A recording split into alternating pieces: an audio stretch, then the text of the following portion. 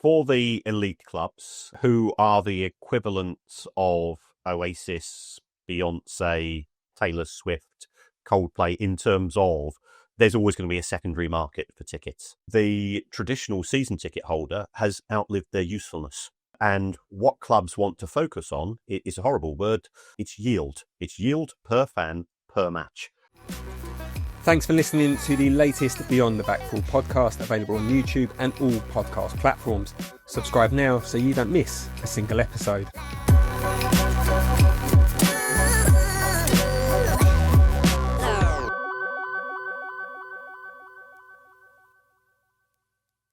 Welcome back to Beyond the Back Four. The big news is our mailbag is open. Beyond the Back Four. Is it Beyond the Back Four? I want to get this right. Beyond the Back Four at grv.media. I'm reading it because I want to make sure I give you the right address. So you can send us emails, tell us what you think of the show. If you've got questions that you want to ask Kieran or Mark or Graham, then send them in. Beyond the Back Four at grv.media. I am confident that producer Ned will put that address in the show notes, so wherever you're watching, you'll be able to find it and send us all and any thoughts you have. Let's talk about the price of football and whether or not fans are being priced out of it. The game is more expensive every single year. The price of tickets, the price of watching online, the price of watching on television, the price of the Club World Cup, the price of the World Cup with countries and nations as opposed to clubs. Everything is costing more money. We have the perfect person to speak to about this. It's a man who recently purchased 18 train tickets to get to watch Brighton play Wolves at Molineux. So he knows how much it costs and how to save money. So let's get straight into it. Kieran, first, could you enlighten everybody about your marvellous train journey? Well, the train journey was probably more exciting than the 90 minutes at Molineux, if truth be told. I'm a regular fan, just like so many other people. I think as fans, we have become very innovative. But despite the Premier League's laudable £30 cap on away tickets, which is something which individual clubs are fighting against, getting to a match and getting home can be very expensive. So, like many fans, I simply just use a bit of technology. There are apps now, which are sort of train splitting apps, which allows me to, instead of having a single return ticket from my little village in Sussex to Wolverhampton, I had one from Sussex to London, another one across London, then London to Milton Keynes to Coventry, Coventry to Rugby, Rugby to Coventry, and then finally Rugby to Wolverhampton. So I ended up having to do this. The computer did it all, and then I went to the station, and fortunately for me, I got there very early because I'm a nerd. I'm always neurotic about time, and I just watched as the ticket machine spewed out 18 separate tickets to get to Wolverhampton and back. But it saved me 40 quid. It was still 60 quid, and if you look at it from a fan's point of view, you've got. It was a journey which starts at 6:30 in the morning and you get home at 10:30 at night. So therefore, transport, match ticket. I don't buy a program. Even I'm not that much of a nerd. But you need some sustenance before, during, and after the match. So it is an expensive experience. We say that football is the most important of the unimportant things in life, and therefore it's the last thing that I'm going to give up. I'm gonna, I'll say to my wife, we don't need to go on holiday this year. I'll, as much as I love her, I won't take her out for a meal on her birthday, but I'm not going to miss Wolves away, am I? No, out of those two things, of course. I hope she's listening. she's listening in the other room. Yes, I hate to think, what she's going to say when I walk out. So that was that, but it wasn't as bizarre as getting to Molineux, and I work 7 days a week. So to be told, "Oh mate, you can't bring your iPad in," I say, "Well, I've been updating some spreadsheets and writing some exam questions. Oh, you can't bring a spreadsheet in, mate. It's dangerous." I don't know what I'm supposed to do. What I'm not going to use it as a frisbee, am I? To take out a player because I'm angry with yet another slice defence, slice clearance and defence. I'm not going to get that.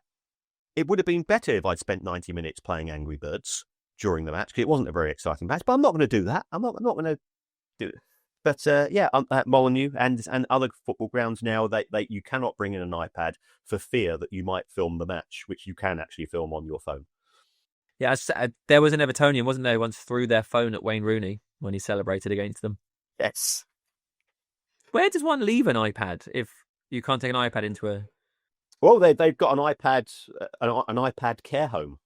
But that just seems a bit of a waste. And certainly at Old Trafford, if you go there with a bag which is more than a piece of A4 paper, bigger than a piece of A4 paper, you have to pay £10 for the privilege of leaving your bag during the match.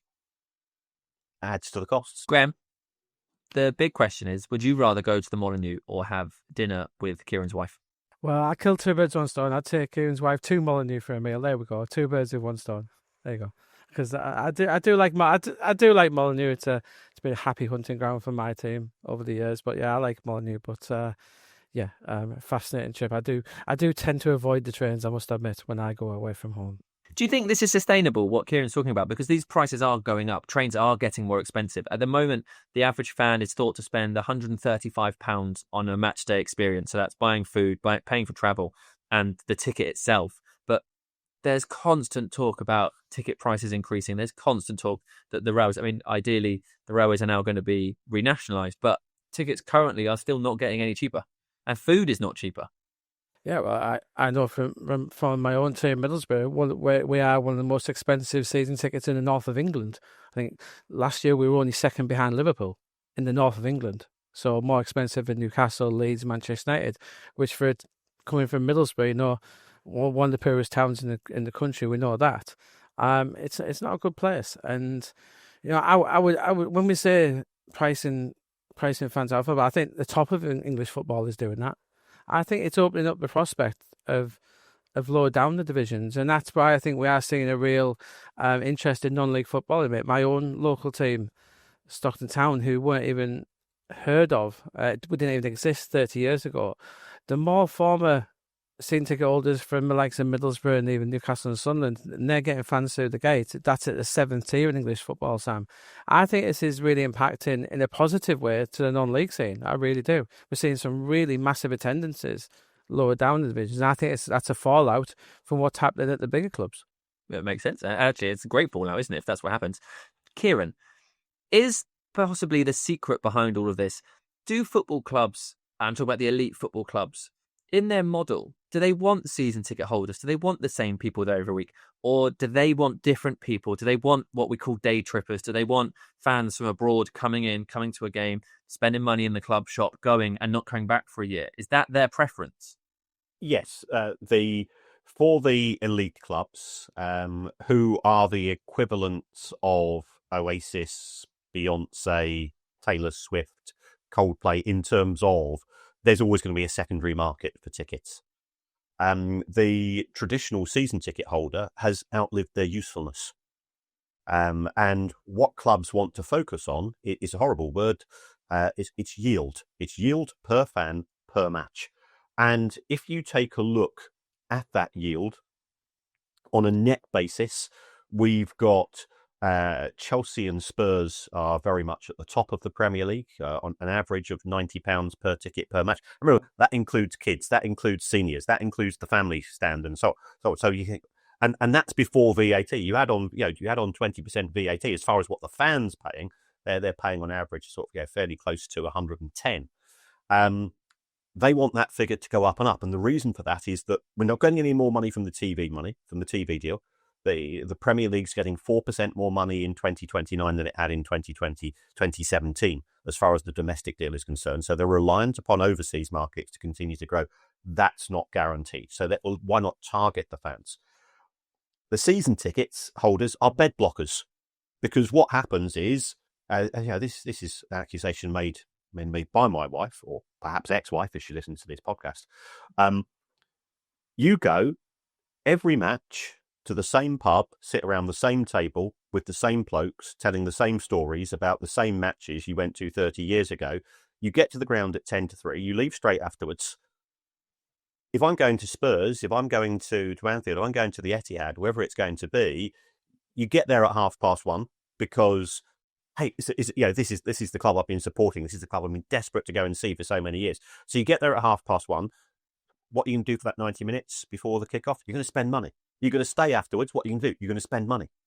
So it becomes an immersive experience. It's a bit like going to watch a sporting event in the United States, where everything is geared from the minute you pay $30 for a car parking space and you have your barbecue out the back of your pick me up, whatever they call them. You are spending.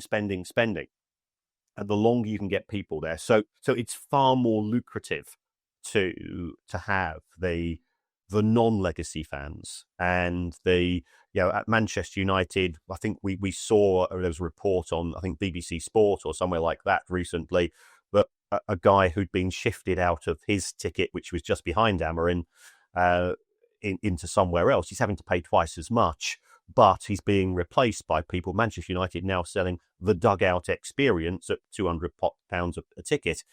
From a financial point of view, it absolutely makes sense. But that's because football's dead as a sport, and it is now a business experience. It's a money-making vehicle. It's very depressing, isn't it? Should we broaden it and let's talk about the cost of watching football at home? Because we know the tickets cost more, and we know that away fan travel is down 6% season on season. So if we're watching at home, Kieran, how much is that costing everybody? Well, okay, let's...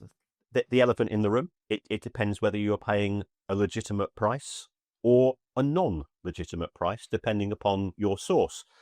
If you want the full experience in terms of you want a Sky subscription, you want a TNT Sports subscription, then you're not going to get much change out of £1,000. Now, you're going to see an awful lot of football on the back of that, and an awful lot of other sports as well.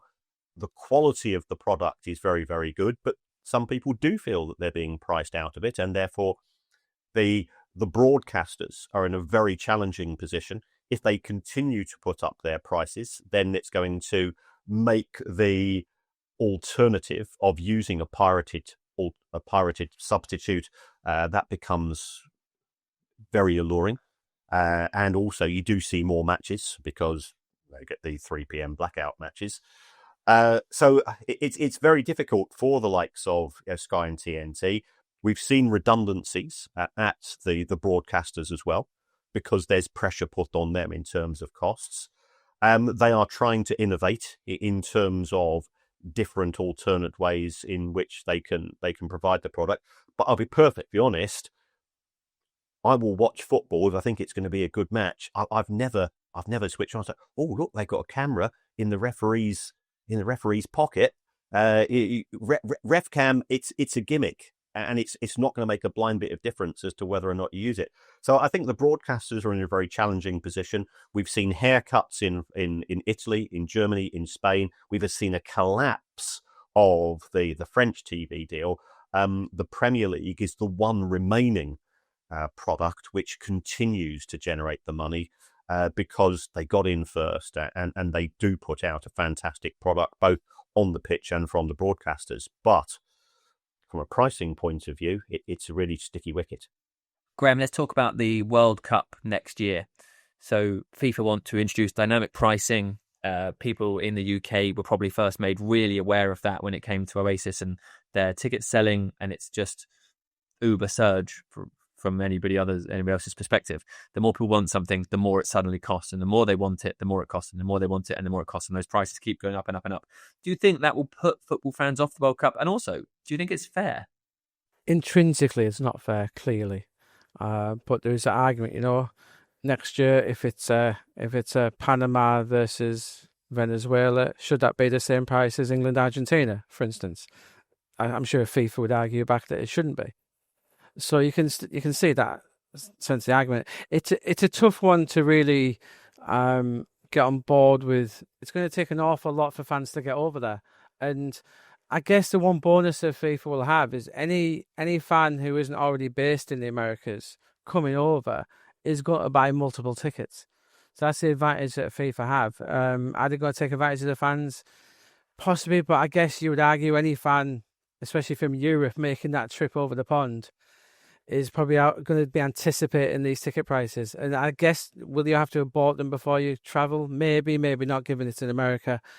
It's a tough one to assess with it being in America, the World Cup and FIFA. They've got an awful lot of things to pay for, FIFA, when it comes to the World Cup. And we'll see. Yeah,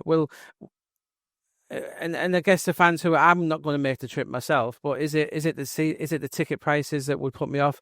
Probably not as much as the airline prices that will go up as well. That will put me off on the ticket price, I think. But yeah, let's see what the real fans have to say. But I think it's a tough sell, Sam, isn't it? Making that huge trip. But maybe once in a lifetime experience, for a lot of these fans. So I don't think the ticket prices will put them off. I say that, but then if they're getting charged £1,000 a game, it probably would. I've got some ticket prices in front of me. So the cheapest group stage ticket, which is category 3, is £98. Top tier final ticket is £1,580. FIFA expects a gate revenue of 3.2 billion, which is double that of Qatar. Ka-ching.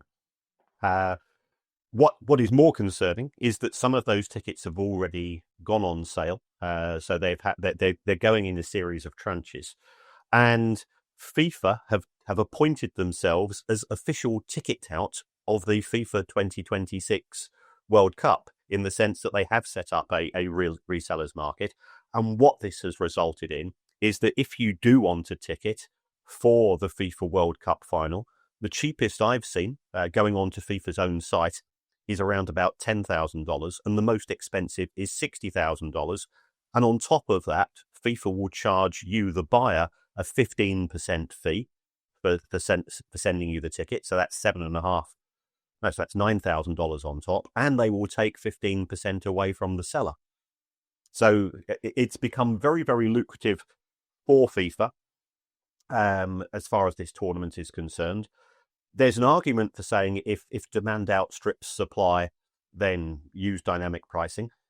We saw in the FIFA Club World Cup, supply outstripped demand. So therefore dynamic pricing operated there in the opposite direction, and you can get a ticket for a tenner to watch a match which nobody cared about. The World Cup is different. Yeah, we are all conditioned. I've been lucky to attend a few World Cups, and it's a fantastic experience, but I only ever paid sort of the standard price. And if you thought, if it was 10 or 20 quid more than I was expecting to pay, so what? I can live with that, because as Graeme was saying, by the time you pay for your accommodation, and you get scalped on that as well, by the time you paid your flights, and you get scalped on those because there's extra demand, of course. But I think FIFA are saying everybody else is scalping. Why don't we do the same? Is there a possibility that all of this eventually collapses on itself? Because I'm not suggesting that people who are wealthy enough to buy a $60,000 ticket to the World Cup final are not hardcore, passionate football fans. But football in its roots is a working class game. And if we alienate those people from being able to attend, especially at World Cups where people are coming from a diverse range of countries and backgrounds and economic statuses, do we just get a really stale World Cup final in the end? Does it just become a mad 100-seater corporate event? 100,000-seater, 100-seater is not. It's not very big. It's for Sabutio, that is. I think it will, but I've not seen too many good World Cup finals. The last one was okay, but and everything is so coordinated, everything is so corporate, that actually, from a televisual perspective, it will continue to be viewed by millions and millions. There will be opportunities back home, wherever back home happens to be, for fans to gather together in fan zones. I think that will continue to be very lucrative. Pubs and other sort of social gathering places will make an awful lot of money. And for me, when I've been to World Cups, it's actually when I've been to watch the matches where I don't have a ticket and I'm with 2,000 lunatic Dutchmen, have been the craziest nights of my life. And we all ended up hugging each other and promising to remain friends forever and then forget each other within 24 hours, as is your want. So I don't think it will stop the experience. Lots of fans travel without tickets because they just want the crack, and I don't think the crack will disappear. And we'll just sneer and snarl at the prawn sandwich munchers of all of our tickets. Graham, we talked last week about the European Super League. Little plug there. If you haven't listened to our episode on the European Super League, you should. It's really good. And we talked about how fan groups managed to rally together and ultimately put a stop to the European Super League. Could you see any scenario where global fan bases are able to pull back on the constant price rising of attending football? Possibly. Obviously, the World Cup, what FIFA have done, which is very clever. Obviously, the expansion, what are we on, 48 teams now for the American World Cup? Over 100 games will be played in America. Tournament lasting 6 weeks. A group stage, which this is my main annoyance with the World Cup, it's A to L. We're going to have a group with L. That's how big this tournament is going to be. It's going to be absolutely staggeringly big. I think FIFA will benefit from the fact that they're obviously getting different fans from Asia and Africa coming into the tournament. In terms of the costings, I think Eurocentric wise, you may get a pushback, Sam, because we're the fans who remember, the 70s, 80s when it was cheaper to travel to these competitions. But a lot of these fans are new, and that's what FIFA and UEFA are banking on. They're getting these new fans who haven't experienced it, so they won't know that it's overly expensive compared to how it used to be. So that's the benefit from FIFA and UEFA standpoint. By expanding the tournament, this new fan bases that are coming in, they don't perceive themselves to be being ripped off, whereas we might. That's a really interesting point. Kieran, what do you think happens next in the world of football? I mean, this is ultimately your area of expertise, so I'm really glad you're here. Do you think we talked on Monday's episode about Bukayo Saka's £300,000 a week contract possibility, and you explained how that was a great deal for the club and for the player. But is there a point where the inflation of the economy of football just goes too far?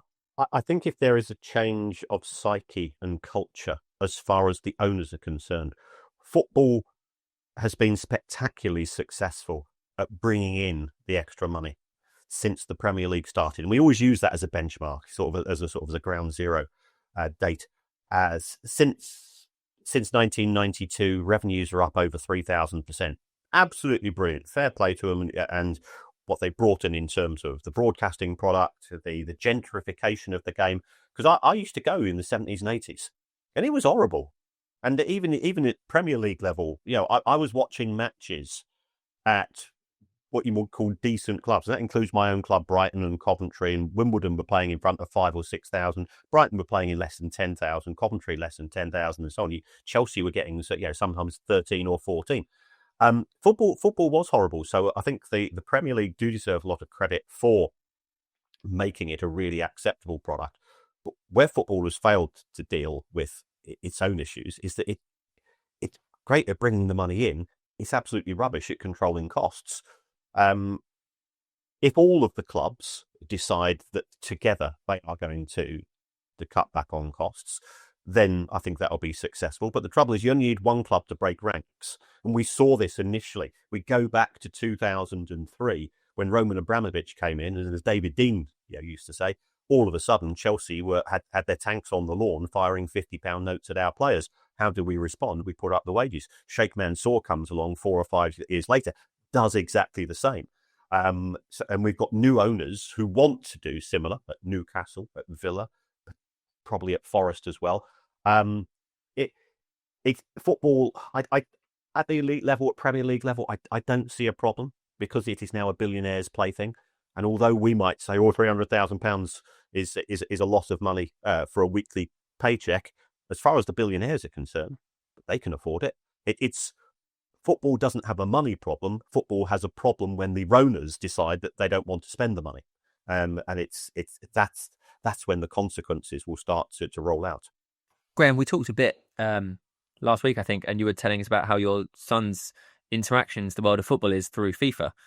Do you think that there's a possibility that if the 18-year-olds of today can't access travelling to football, that the future season ticket holders of the future organically disappear, and then it becomes that endless day tripping experience of football.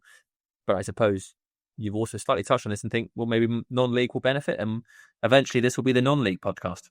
No, I think it's the away game scenario that really appeals. Only last season, my son started going to a few away games with me. We attended Preston away, where Middlesbrough took 7,000 fans to Deepdale, and it's a wonderful experience. It's very different to the home games, which are quite sterile. So Kieran agrees. A lot of home games can be a bit sterile. The away games are where it's at, and my son absolutely loved it. He adored it. But that's where the clubs are very clever, where now you have to have a season ticket to get access to the away tickets. And again, that's full circle. Where I honestly know a handful of friends who only get season tickets so they can go away from home. Genuinely. And I think that probably spreads around a number of clubs as well. So I still think the away experience, the atmosphere when you get to a ground singing, it's something that you can't replicate elsewhere. You can't replicate online, etc. And I still think that, I'm a bit old-fashioned, that smell of the Bovril in the way, and you all stood up for 90 minutes. It's great, and you really can't replicate that. And I always say, my son, I say, he's part of this new Gen Z, etc. But even he loves standing up for 90 minutes and getting involved. And that's what you can't beat a live football game at the end of the day, Sam. And because of that, we're going to keep paying the money. Of course we are. Do you think that the ticket system, having a season ticket, will continue to be the way that gives people access to away games, Kieran, or do you think something will change here in terms of maybe points systems or whatever? Is there something more for the owners to achieve out of this? Because ultimately that's what all this comes down to, right? We've got a 2-tier system. Liverpool, Manchester United, Chelsea, they could scrap every single season ticket and they would still be able to sell out every match with full capacity grounds, because the non-legacy fans will want to see those clubs play. I think where we've got to be careful is that it isn't a universal construct. And Graeme goes to watch Borough, I go to watch Brighton. If Brighton are playing Burnley at home and there's no season ticket holders there, do you think 30,000 people, especially if it's it's been changed to 12:30 on a Saturday and it's live on telly, do you think 30,000 walk-ups from Brighton and Burnley are going to rock up? Or if Borough, they've got Swansea at home on a Tuesday night in February, that's when you rely upon those season tickets. So I think you've got to treat season ticket holders in different ways at different clubs, because for some clubs they are the lifeblood. For some, I'm not saying they're taken for granted, but the clubs know that demand will always outstrip supply, because the clubs themselves have become the Taylor Swifts and the Oasis of sport, and therefore that they don't have to worry. Whereas, no disrespect to Borough or me, at Brighton, we're the placebos. We're the we're the lightning seeds of football, and we're not guaranteed to sell out every gig. So, Graeme, does this system need fixing, or do you think this is fine? I don't think it's fine. The new government regulator, I think the FA are going to garner public support. I think this is an area they could get involved in. Like for instance, at my own club, Middlesbrough, the regulator should be saying, let's look at the local employment stuff, and you should be making it more approachable for local fans to attend. And so, Kieran will tell us now how much the regulator could get involved in that. But I think there is a ceiling, and I think because it's individual clubs, I think some clubs have hit that ceiling, some clubs have broken it, and then they're having to restart. Some clubs have it down to a T. Like I'd say, Newcastle have it really down to a T at the minute, and Leeds United, other clubs don't. And that's the thing here, where it's not one size fits all. So it's even for a government regulator, it's very hard to regulate, because it's like that. I said the Premier League away tickets are £30. Being one of the bigger clubs in the Championship, I wish that rule was in the Championship. Tell you what, we're Middlesbrough fans, we pay a lot more than that for some games. We really do. So yeah, it's interesting how the Premier League has brought that rule in, and the rest of football would like to see that brought in. But yeah, it's interesting. I don't think football is broken in that regard. Yeah, it's going to keep going up and up. Yeah, there might be. They're going to keep pushing the ceiling in football. They do it in all aspects of football, all aspects of life, not just tickets, everything. They'll keep pushing the ceiling. But is it a glass ceiling? We don't know. I guess we'll find out eventually. Thank you both for discussing the future of football finance with us and whether or not fans are being priced out of the game. A reminder again, if you're listening, make sure you are subscribed wherever you're watching. Get in the comments if you're on YouTube and send us a message to beyondtheback4@grv.media. That's our mailbag and it is open now. We will see you on Monday.